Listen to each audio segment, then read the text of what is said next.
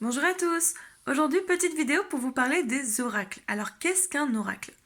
Un oracle, c'est en fait un messager. C'est un support qui vous permet d'avoir des réponses à vos questions. Je parle de support en général parce que les oracles peuvent être divers et variés. Aujourd'hui, on va se concentrer essentiellement sur les oracles cartes, mais il existe aussi différents oracles. Vous avez par exemple les runes. Vous avez aussi les boules de cristal, les planches de Ouija, le marc de café, les feuilles de thé, le vol des oiseaux, absolument tout ce qui peut vous apporter un message. Ce n'est pas codifié, c'est l'avantage des oracles. Ça ouvre beaucoup de portes, ça ouvre les portes aussi de l'intuition. C'est tout ce qui finalement autour de vous peut servir de support pour vous transmettre un enseignement, pour vous transmettre une réponse à vos questions. Donc aujourd'hui, on va se concentrer sur les oracles cartes. Je vais vous en montrer quelques-uns de ma collection. Évidemment, je ne pourrai pas tous vous les présenter, sachant que voilà, il y en a tellement sur tellement de sujets, avec tellement de fonctions et tellement de niveaux aussi finalement, qu'il me serait impossible physiquement de tous vous les présenter. Par contre, je vais essayer de les classifier pour vous donner un petit ordre d'idée en fonction de leur rôle. À quoi va me servir tel oracle, où on va partir même de votre raisonnement à vous. J'ai besoin de telle chose, qu'est-ce qui pourrait m'apporter des réponses, qu'est-ce qui me conviendrait le mieux, et surtout qu'est-ce qui conviendrait le mieux à votre niveau. La fonction première des oracles, c'est la fonction divinatoire. Et beaucoup d'entre vous sont convaincus que c'est la seule et unique fonction des oracles. C'est-à-dire que vous pensez que tirer les cartes, c'est forcément et uniquement pour savoir ce qui va se passer dans l'avenir, pour avoir une réponse à votre question. Alors effectivement, c'est l'une des choses que l'on peut faire avec ça. Et là, par exemple, je vais vous proposer trois jeux de cartes, trois oracles différents, qui ont une fonction purement divinatoire. Donc si vous cherchez effectivement un jeu qui vous permet de répondre à une question, par exemple, est-ce que je vais vendre ma maison? Est-ce que je vais avoir le boulot pour lequel j'ai postulé? Comment va évoluer ma relation? Et donc là, effectivement, je vous conseille de partir sur des oracles de ce type. Je vais vous en proposer trois qui sont assez connus. Le premier, c'est l'oracle de Béline. L'oracle, parce qu'il existe aussi un tarot. Les tarots, en fait, ont plusieurs fonctions, mais sont assez codifiés. Et là, je vais vraiment parler d'oracle en général. Donc, l'oracle de Béline, il va se présenter comme ça. Je vous montre plusieurs cartes. Voilà, on a cette carte-là, on a ces cartes-là. L'oracle de Béline donc, a une fonction divinatoire. Alors, pas que, mais on va se concentrer sur les grosses fonctions. C'est un oracle qui... donc voilà, vous avez le dessin principal, vous avez l'intitulé là sur le côté, et vous avez aussi des planètes. Et ça vous donne d'autres informations aussi. Donc il y a une dimension divinatoire, il y a une petite dimension astrologique aussi. Et cet oracle, effectivement, vous permet de répondre à des questions concrètes. On a aussi l'oracle G. Alors, l'oracle de Béline nécessite quand même un apprentissage.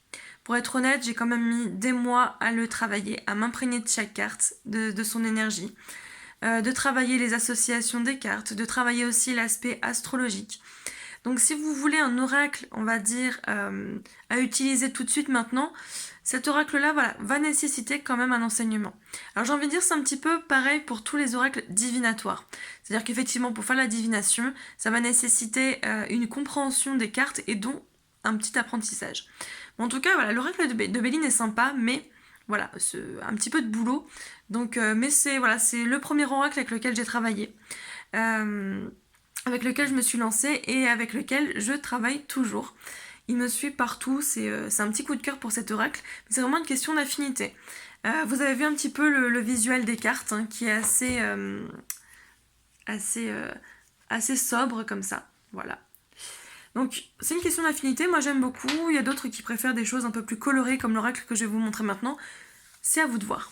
Et l'oracle un peu plus coloré, on va dire un peu plus débutant, c'est l'oracle G. Donc cet oracle en fait n'a aucune inscription, n'a pas de nom de carte. Il a juste des numéros et des dessins. Donc l'avantage, là je vous montre les personnages, mais voilà, on a les papiers, on a tout ce qui est opportunité, on a hop, ça qui peut représenter aussi beaucoup de choses. On a les cartes voilà, des outils et du travail. C'est un oracle très imagé et du coup qui est très accessible aux débutants. Alors oui, il faut quand même un petit enseignement dans le sens où on apprend les types de tirages, où on apprend les associations des cartes, etc. quand on va aller beaucoup plus loin. Maintenant, pour des questions, j'ai envie de dire, assez simples, etc., cet oracle est vraiment très très bien pour commencer. Très imagé. C'est pour ça qu'il plaît beaucoup aussi aux personnes qui débutent là-dedans. Il y a un petit livret qui accompagne aussi et qui vous explique un petit peu aussi l'univers des cartes. Mais en mettant de côté vraiment les bouquins et les petits livrets qui sont associés, ce jeu, voilà, d'un point de vue divinatoire, est vraiment sympa. Je vous en présente un troisième, c'est l'oracle de la triade. Comme ceci, je vais vous le déballer en attendant. Cet oracle, voilà, il nécessite aussi un enseignement et cet oracle fait peur à beaucoup de personnes parce que son univers est assez sombre et les messages sont assez, moi je vais dire honnêtes parce que c'est comme ça que je le vois, mais certains peuvent le voir de manière assez brutale, des choses comme ça. C'est un oracle qui se présente comme ça, donc moi je le trouve magnifique. Mais c'est vrai qu'il dégage une énergie assez puissante et certaines personnes ont du mal avec le visuel. Là par exemple on a le mensonge, on a le sacrifice, tac, comme ça, on a les prières. Enfin voilà, c'est un jeu assez... Enfin, les gens pensent qu'il est assez sombre, effectivement, voilà, il délivre ce qu'il a à délivrer. Mais voilà, cet oracle est aussi très très bien pour la divination. Alors moi je m'en sers très peu, pour être franche, parce que je sens que j'ai encore du boulot à faire avec cet oracle. Je l'associe un peu à l'oracle de Béline en fait, au niveau de l'investissement de travail à fournir. Donc en fait entre les trois, si vous êtes vraiment débutant, je conseillerais l'oracle G. Et si vous êtes attiré aussi par l'astrologie, par tout ça, l'oracle de Béline. Et si vous aimez un petit peu cet univers très carré, très on y va, on fait pas de complaisance, et bien là je vous conseille effectivement l'oracle de la triade. Donc ça ce sont des oracles divinatoires. On a des oracles qui peuvent aussi faire de la divination, mais pas que. Comme par exemple l'oracle de la sagesse des dragons.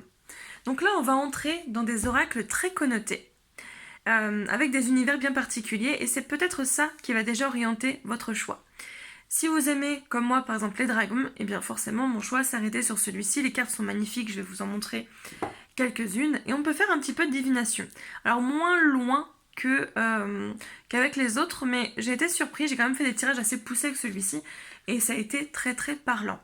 Mais l'avantage de cet oracle, c'est qu'on peut faire des tirages très très simples, ou même tirer une seule carte et avoir du coup une réponse sur la journée par exemple. Donc je vais vous montrer un petit peu l'univers des dragons. Donc là on est vraiment sur des images, hein, sur un univers fantastique. Voilà, très coloré, je vous en montre encore une ou deux. Hop, voilà. Donc effectivement on a des oracles comme ça connotés. Ceux qui aiment les dragons du coup vont pouvoir se plonger dedans, et grâce un petit peu à l'histoire des dragons, vous pouvez répondre aussi à quelques questions. Donc quand je vous dis moins poussé que les autres, mais ça reste très, très correct pour l'évolution d'une situation par exemple, pour travailler sur vos blocages, pour voir l'évolution d'une situation, etc. Ce genre d'oracle est vraiment très bien. On parlait de divination, on va rester un petit peu dans le sujet, on va rester sur des oracles connotés, mais toujours sur le travail personnel. Donc en fait là on était vraiment sur la divination pure, là on va rentrer vraiment dans un travail personnel, dans un travail de développement personnel, de développement de soi, de retour à soi, parce que c'est aussi ce qu'on peut faire avec des oracles. Et par exemple on a deux oracles d'Isabelle Serre, avec lesquels on peut travailler notre mission de vie, par exemple, ou nos vies antérieures. Hop, je vous le montre aussi. Voilà. Avec ces oracles-là, on fait des guidances, donc spécifiques, mission de vie, vie antérieure, pour savoir un petit peu ce qu'on est venu faire sur Terre, quels sont nos blocages, nos lignées karmiques, les vies qui s'activent encore aujourd'hui, qu'on doit comprendre, les vies dans lesquelles on peut aller chercher des ressources. Voilà. Ça, c'est la compréhension de soi, de son histoire, de ses mémoires. Ça permet aussi de lever des blocages, de comprendre, de vraiment travailler sur soi en profondeur. Donc là, on est vraiment sur des guidances spécifique. Vous n'allez pas répondre à une question est-ce que je vais vendre ma maison, comment va évoluer ma relation. Là on est vraiment sur de l'investigation, de l'introspection par rapport à votre histoire. Donc ça, c'est possible aussi avec ce genre d'oracle. Là, je vous ai présenté les oracles d'Isabelle Serre que j'aime beaucoup. Il y a aussi d'autres, il y a Dorine Virtue aussi qui fait des oracles magnifiques, notamment sur les vies antérieures. Enfin voilà, il n'y a pas que cet auteur-là, mais il y a des oracles vraiment connotés, vie antérieure, mission de vie, chemin de vie, qui répondent précisément à ces interrogations. On a aussi des oracles plus ouverts. C'est-à-dire des oracles vraiment accessibles aux débutants. Alors les guidances vie antérieure, mission de vie, débutant, c'est un petit peu complexe, ça peut se faire. Mais effectivement, c'est un petit peu complexe pour en comprendre tous les enjeux. Donc c'est bien peut-être d'avoir déjà une dimension, une compréhension des choses avant de se lancer. Maintenant, c'est quand même possible, hein, vous irez peut-être pas aussi loin que ce qu'on fera en consultation, mais ça reste possible. Par contre, il y a des oracles tout à fait adaptés, aussi bien aux cartésiens qu'aux personnes totalement débutantes, qui ont besoin de soutien, qui ont besoin d'un petit message. Donc là, j'en ai pas à vous présenter pour cela, mais ce sont des messages, des oracles messages, vous savez, des messages défunts, messages de guide, messages d'amour. C'est vous tirez une carte et vous avez une petite phrase, un petit mantra qui va annoncer un petit peu la journée ou qui va pouvoir répondre à une interrogation. Alors là, on ne répond pas à une interrogation de manière précise, c'est-à-dire on ne va pas vous dire quand et comment vous allez vendre votre maison, ni quel métier vous allez faire ou quels sont les enjeux de telle ou telle situation, mais ça va vous faire réfléchir. Et généralement, ça peut donner un début de réponse, voire une réponse complète. On va rester sur quelque chose de subtil. On est plus vraiment sur du soutien, un accompagnement. Un oracle qui va aussi dans ce sens, c'est cet oracle-là. Les portes de l'intuition, je vais vous montrer. Donc avec cet oracle-là, on ne fait pas de tirage. Mais on va tirer une carte quand on en ressent le besoin. Quand on a une interrogation, on se demande, tiens, est-ce que c'est la période pour faire telle chose? Est-ce que, tiens, je suis bloquée, je sais pas trop ce qui m'arrive? Eh bien, on peut tirer une petite carte comme ça. Donc c'est des cartes magnifiques, avec un petit message en dessous. Par exemple, là, j'ai tiré le but. Gardez à l'esprit la vision de ce que vous voulez vraiment dans la vie.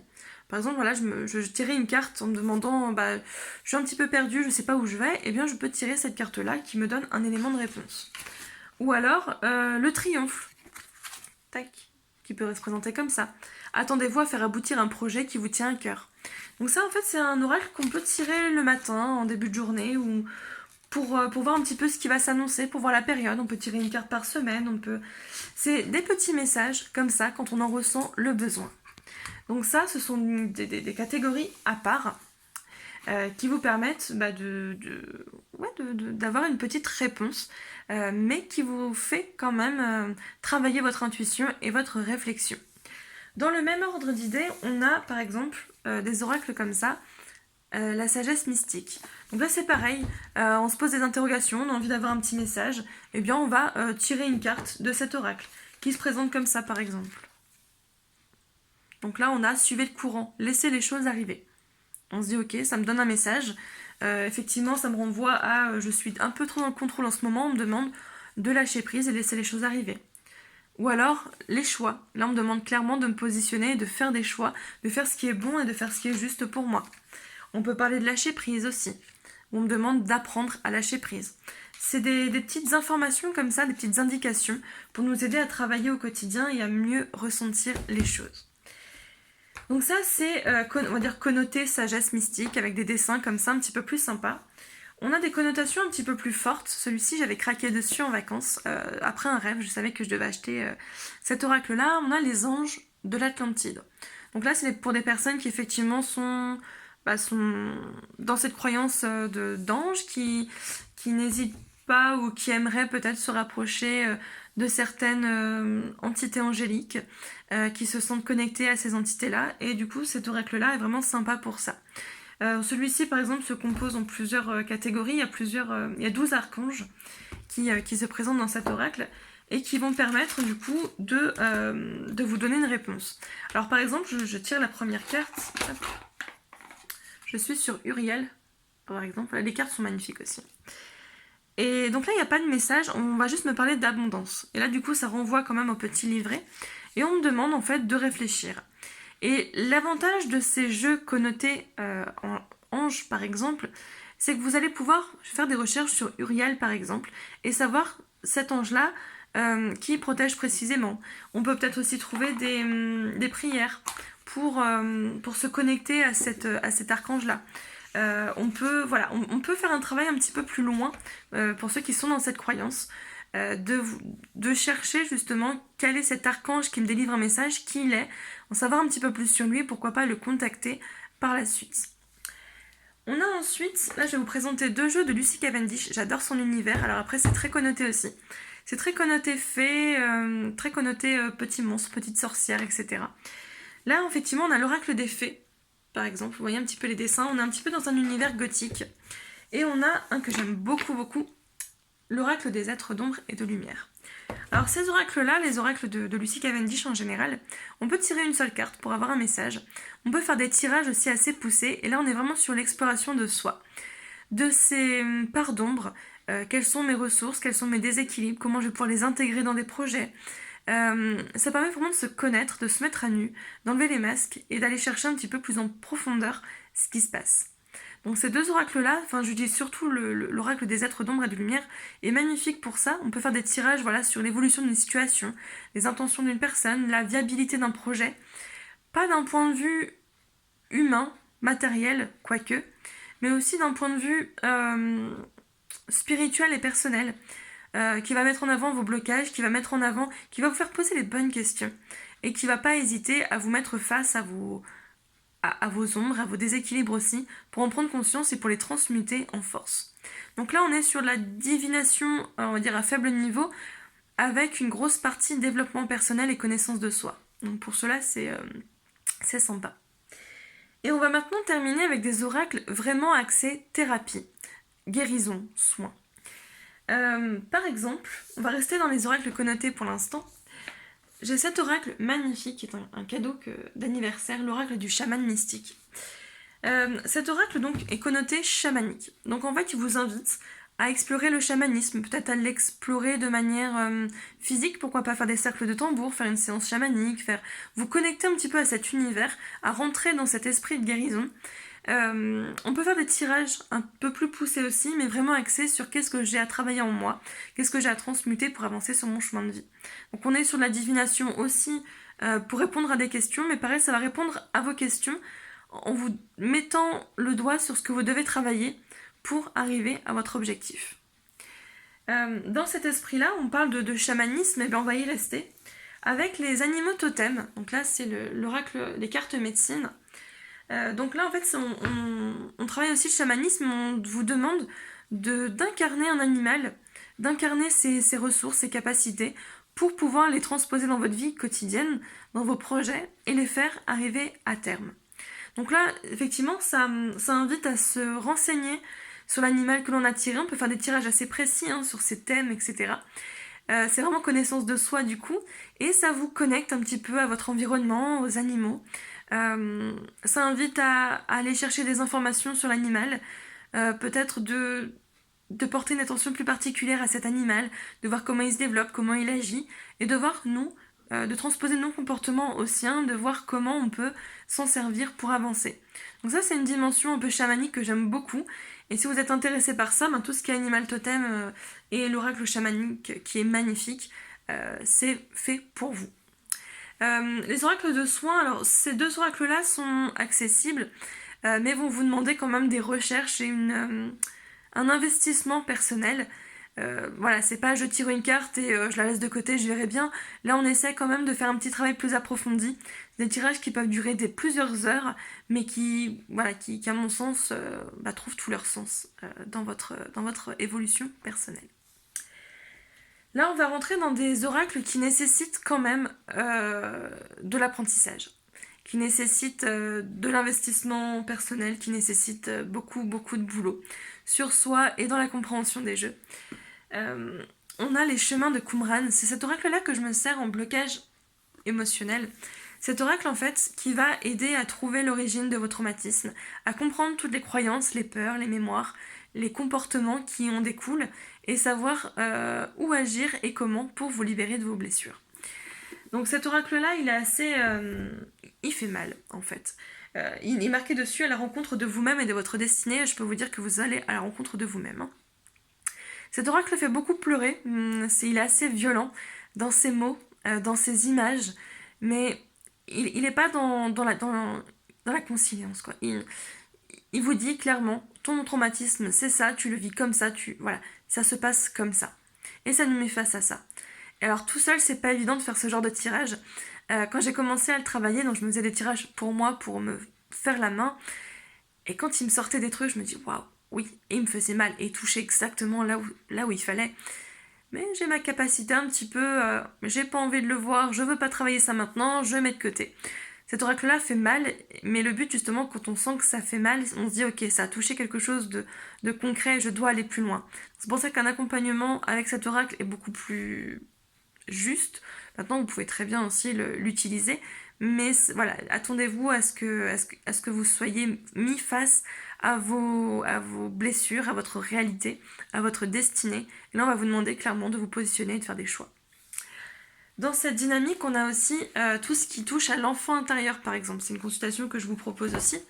Donc là, on va se connecter à une partie de votre enfance qui a besoin d'être réparée, d'être guérie, d'être chouchoutée. Vous avez besoin d'être reconnecté à cette partie-là de vous. Et là, on va entamer un travail aussi de guérison et de libération. Et pour finir, on a un oracle, donc j'ai suivi une formation pour cet oracle qui est assez complexe, parce que ne serait-ce que dans les visuels, c'est très subtil, c'est l'oracle quantique. Et il y a toute une dimension aussi quantique derrière à maîtriser.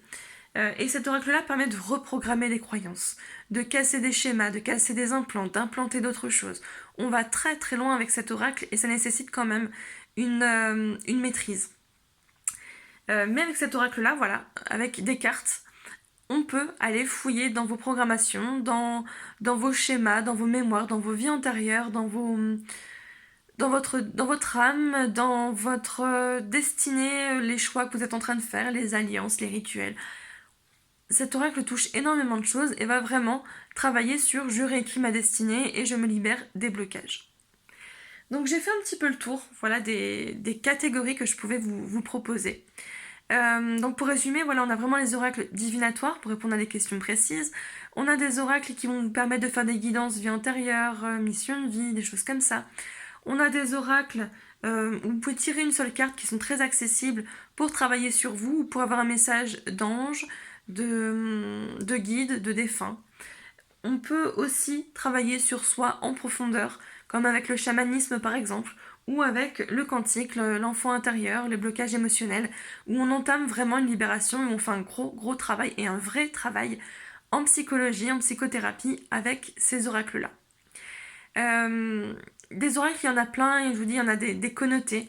J'ai un oracle, par exemple, l'oracle du cheval aussi, la voix du cheval, qui permet de faire un travail personnel, mais dans un univers équestre, et qui pourrait parler aussi à plusieurs personnes, qui pourrait se coupler avec de la thérapie par les animaux et par les chevaux, par exemple.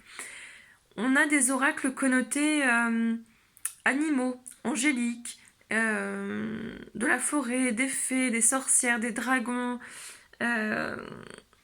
l'oracle du manuscrit, l'oracle des miroirs aussi. Je ne l'ai pas, mais j'y pense maintenant. En tirage divinatoire, l'oracle des miroirs est très bien.